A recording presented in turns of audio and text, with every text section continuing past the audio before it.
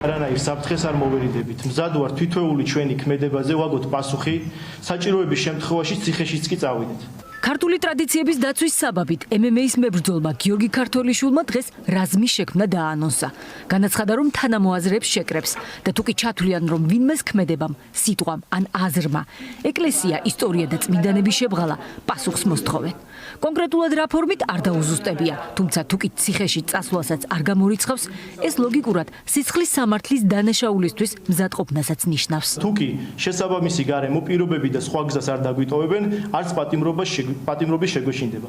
ჩვენი დედა ეკლესია, ტრადიციები და წინაპრების შეურაცხყოფას არავის შევარჩენთ. იუმორისტ ონისე ოქრიაშვილზე თავდასხმაში მონაწილეებთან მისი მეგობრობა და ქართული ოცნების წარმომადგენლებთან კავშირები, რისი დამადასტურებელი არაერთი მტკიცებულებაც იძებნება, აჩენს ბუნებრივ კითხვას, ხომ არ დგას ამ ყველაფრის უკან სწორედ ბიძინა ივანიშვილის პარტია და არის თუ არა ამ კამპანიის მიზანი გამოხატვის თავისუფლების ძალისმიერი მეთოდებით ჩახშობა, როგორც ეს პუტინის რუსეთსა და კადიროვის ჩეჩნეთში ხდება. მწვანე შუქი გაქვთ თუ არა მათი მხრიდან? მწვანე შუქი რასთან დაკავშირებით უნდა მქონდეს? ხო. შეგიძლიათ რომ ეს ყველაფერი გააკეთოთ. ხო, დაუყურეთ პასუხობ. რა უნდა მქონდეს შეთანხმებული? ჩემი ღირებულებების დაცვა, ვინმეს უნდა შევუთანხმო ჩვენი ღირებულებების დაცვა? ასე ქვია, ორდიერად მუშაობდი, მე ცხოვრებაში არც არ მიმუშავე და ვემსახურები ჩემს ქვეყანას სპორტით. არც არ მიმუშავე. აი ინფორმაციას და თქვენ ძალიან ცუდი ინფორმაციაა. ეს კონფერენცია ისე დამთავრდა, რომ ტრადიციების დამცველთა რაზმის სხვა წევრებიდან ხმა არავის ამოუღია. მედიისთვის უცნობი დარჩა მათი ვინაობაც. რა იქნება? აი როგორ მოახდენთ რეაგირებას? რა იქნება ის ნაბიჯები, რასაც გადადგამთ? აი რა შემა იქნება ეს?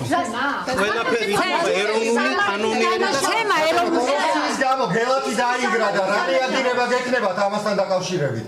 გელაზე უფრო დიდი სიწმინდე რა იქნება? თუ ორგანიზაციას აფუძნებს რა უფრო დიდი სიწმინდეა გელაზე საქართველოს? არაფორმალური დაჯგუფების შექმნა და მასში მონაწილეობა ქართული კანონმდებლობით დასჯადია. სისხლის სამართლის კოდექსი ამ ქმედებისთვის მრავალწლიან ციხეს ითვალისწინებს, თუმცა უფლებადამცველებს შინაგან საქმეთა სამინისტროს მხრიდან რეაგირების მოლოდინი არ აქვთ. ძალადობისკენ მიმართული დაჯგუფების, ბანდის, ლაშქარის შექმნა ჩვენი კანონმდებლობით არის სისხლის სამართლის დანაშაული, ხო? აქაც შევხედავთ ჩვენ სახელმწიფოს რეაგირება როგორი იქნება, რამდენად ადეკვატური იქნება ამ ნაწილში სახელმწიფოს რეაგირება. თუმცა ხო, რა თქმა უნდა, მე არ მოხს მოლოდინი, რომ ამაზე სახელმწიფო გამოიყენებს იმ სამართლაცვით მექანიზმებს, რაისი ვალდებულებაც მას გააჩნია. პოლიტიკოსები ქართველიშვილის დაჯგუფების გეგმებს ძალადობის წახალისებად და ქვეყნის 90-იან წლებში დაბრუნების მცდელობა დაფასებენ. ამასთან ისინი საპატრიარქოსაც მოუწოდებენ ადეკვატური რეაგირება მოახდინოს საზოგადოების წინააღმდეგ მიმართულ ძალადობრივ განცხადებებზე, რომლებიც ეკლესიისა და სარწმუნოების დაცვის საბაბით კეთდება. ქართველიშვილი სასწრაფოდ უნდა დაიბაროს საგამოძიებო ორგანოებმა და განსაზღვრონ მისი საქმიანობის მიმართულებაში რას გულისხმობს და საერთოდ უნდა იყოს ყურადღების ქვეშ. ჩვენ ვხედავთ იმას, რომ ახალი საქართველოში უნდა გუშაკთა კორპუსის შექმნა, გუშაკთა კორპუსის ფილიალი. მისმა უწმინდესობამ უნდა ამაზე მოახდინოს რეაგირება. მე უკვე შიოს მიმართავდი. განა ჩვენი ეკლესია მუშტით დაცვა საჭიროებს, განა თქვენ არა გაქვთ იმოდენა ზეგავლენა და იმოდენა ავტორიტეტი, რომ მუშტის გარეშე იყოს დაცული ჩვენი რწმენა, რომელიც საუკუნეებით აქამდე მოგვიტანია. როდესაც ხელისუფლება ესეთ ბანდებს ქმნის, პირდაპირ ნიშნავს ორგანიზებულად და რაღაცა სახულიგნოთ და რაღაც ადამიანის უფლებების დასარღვევად, ეს იმას ნიშნავს, რომ სახელმწიფო ჩამოშლილია, პირდაპირ მნიშვნელობით სახელმწიფო ინსტიტუტებია ჩამოშლილი და ხელისუფლებას როგორც ჩანს, პოლიცია, პროკურატურა, სასამართლო არ ყოფნის და ეხა უნდა გარიგებაში შევიდეს კრიმინალთან და კრიმინალთან ერთად მართოს და შეინარჩუნოს თავისი კორუმპირებული ხელისუფლება. ქართულ ოცნებაში კი უკვე ფორმალურადაც კი აღარ ცდილობენ დაიცვან ქვეყნის კონსტიტუცია, სადაც ადამიანის სიტყვის და გამოხატვის თავისუფლება ყველაზე მაღალი სტანდარტითაა დაცული და ღიად ამართლებენ ძალადობას, თუკი ეს ჰიპოთეტური ღირსების დაცვის გამო შეიძლება მოხდეს.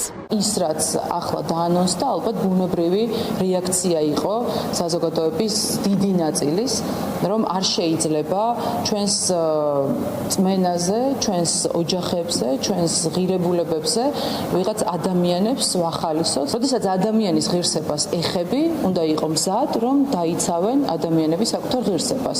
რა გზა რჩება საზოგადოებას, რომელიც ქართული ოცნების მმართველობას უპირისპირდება. ამბობენ, რომ იმ პირობებში, როცა მათ წინააღმდეგ ძალადობა დაანონსებულია, თავდაცვის ყველა საშუალება გამართლებულია.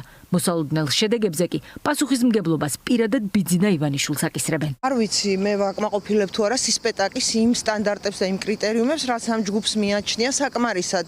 და ხვალ შეიძლება გადაწყვიტონ, რომ მე უნდა დამესხან თავს, მით უმეტეს რომ მართველი გუნდის წარმომადგენლები ამბობენ, რომ აბარა უნდა იყოთ მორალურები, საკმარისად მორწმუნეები და ასე შემდეგ და რო არ აღმოჩნდეს საკმარისად სპეტაკი და ცემა დამიპირონ, რა ვქნა.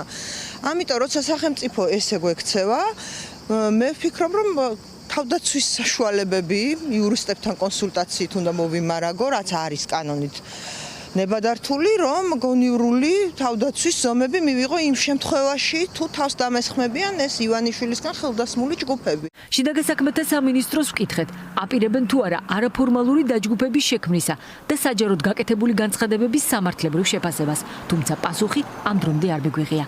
კომენტარისთვის მივმართეთ საპატრიარქოსაც. სჭირდება თუ არა მართლმადიდებელ ეკლესიას მსგავსი თვითგამოცხადებული დამცველები და ემიჯნებიან თუ არა ძალის გამოყენების შესახებ გაკეთებულ განცხადებებს. კითხვები საპატრიარქოშიც უპასუხოდ დატოვეს.